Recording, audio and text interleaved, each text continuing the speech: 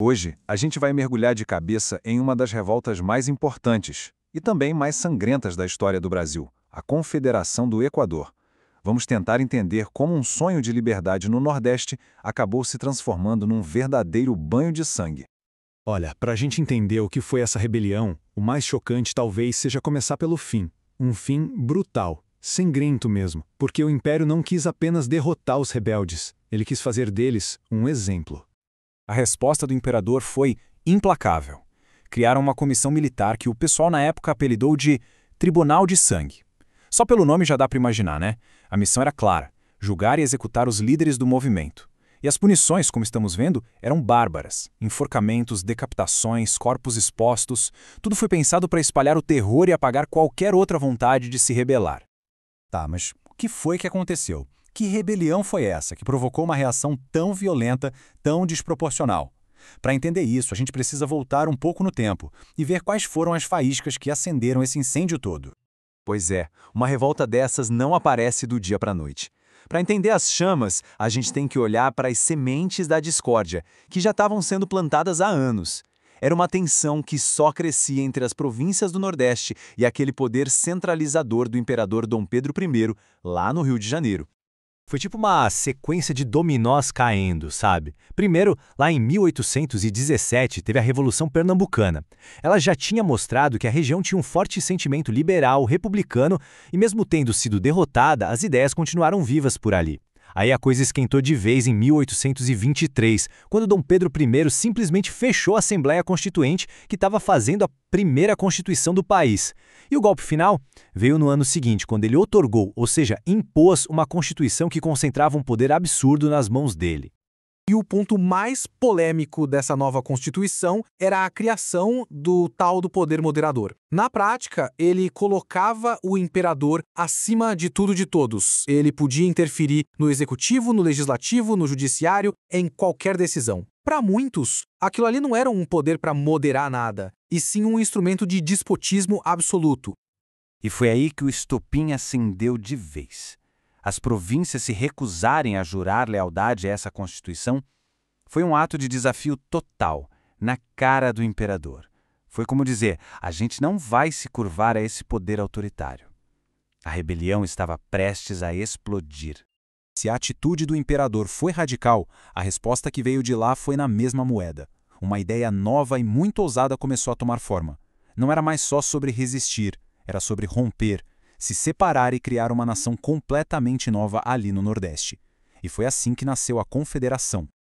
E essa ideia tinha vozes muito fortes, como a do jornalista Cipriano Barata e a do Frei Caneca. Eles denunciavam o que chamavam de tirania do imperador e chamavam o povo para a luta. O Frei Caneca tinha uma frase que resume tudo: a Constituição deveria exprimir um pacto social. Ou seja, não pode ser algo imposto de cima para baixo, tem que ser um acordo entre quem governa e quem é governado.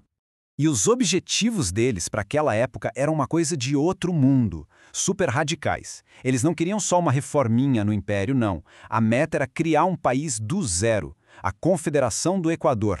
Isso significava um governo republicano e não uma monarquia, autonomia para as províncias em vez de tudo ser decidido no Rio de Janeiro e a remoção de portugueses dos cargos de poder, um rompimento total com o passado colonial. E aí chegou o dia. Em 2 de julho de 1824, a rebelião se tornou oficial. Manuel de Carvalho Paes de Andrade, um dos líderes da Revolução de 1817, proclamou a independência. Ali, pelo menos no papel, uma nova nação tinha acabado de nascer. O interessante é que o movimento conseguiu juntar gente muito diferente. De um lado, estavam as camadas populares, mulatos, negros, libertos, militares de baixa renda, que viam na revolta uma chance de maior inserção social. Do outro, parte da elite latifundiária que estava insatisfeita com o controle do Rio de Janeiro. Só que essa aliança, como dá para imaginar, era bem frágil.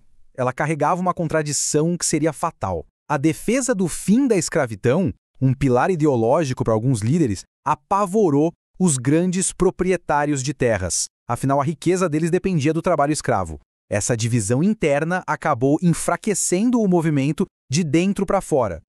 E a reação do imperador a essa declaração de independência não demorou nada. E foi, assim, avassaladora. Dom Pedro I estava determinado a esmagar a Confederação. Não importava o preço. A estratégia do Império foi precisa e brutal. Primeiro passo, um bloqueio naval, que asfixiou economicamente o coração da revolta, o Porto do Recife. Em seguida, veio a repressão judicial com o tal Tribunal de Sangue, que iniciou os julgamentos e as execuções. O golpe de misericórdia veio em 12 de setembro de 1824, quando a autoridade imperial foi reinstalada à força, encerrando o sonho de uma república no Nordeste. Embora o movimento tenha sido completamente aniquilado em 1824, seu impacto não desapareceu. As ideias e o exemplo de resistência continuaram a ecoar pela história do Brasil. No calor do momento, o resultado foi a submissão total pelo medo. As execuções brutais serviram como um aviso, claro, mas, a longo prazo, as ideias da Confederação não foram tão fáceis de extinguir. O desejo por uma república e por maior autonomia regional se tornaria uma pauta constante em outras revoltas ao longo do século XIX. A Confederação do Equador permanece como um capítulo trágico e poderoso da nossa história. Ela nos força a refletir sobre o altíssimo preço de desafiar o império e sobre os ideais de liberdade que, mesmo quando derrotados, podem inspirar gerações futuras.